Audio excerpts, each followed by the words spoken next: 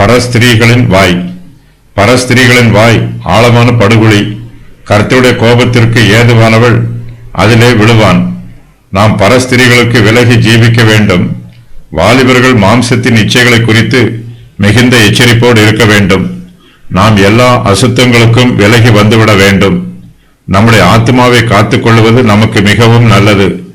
சரீரத்தின் இச்சைகளை பூர்த்தி செய்ய வேண்டும் என்று பேராசைப்படாமல் ஆத்மாவை காத்துக்கொள்ள வேண்டும் என்று கட்டுப்பாடோடு ஜீவிக்க வேண்டும்.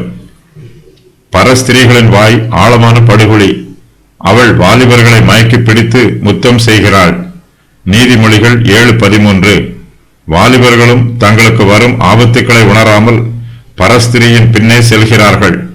ஒரு மாடு அடிக்கப்படும்படி செல்வது போலவும், ஒரு மூடன் விலங்கிடப்பட்டு தண்டனைக்கு போவது போலவும், ஒரு குருவி தன் பிராணனை வாங்கும் கண்ணியை அறியாமல் அதில் விழ தீவிரிக்கிறது போலவும் வாலிபர்கள் பரஸ்திரியின் பின்னாலே போகிறார்கள்.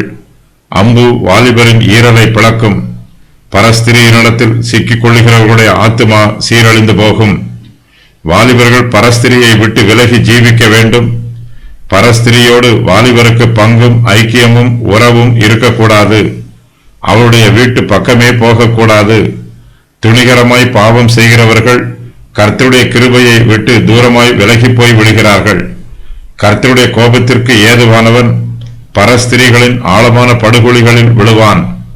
கர்த்தர் தம்முடைய கிருபையினால் பரஸ்திரீகளிடமிருந்து நம்மை பாதுகாக்கிறார். நாம் துணிகரமாய் பாவம் செய்ய வேண்டும் என்று தீர்மானம் பண்ணும்போது கர்த்தருடைய கிருபை நம்மை விட்டு விலகி போய் விடுகிறது.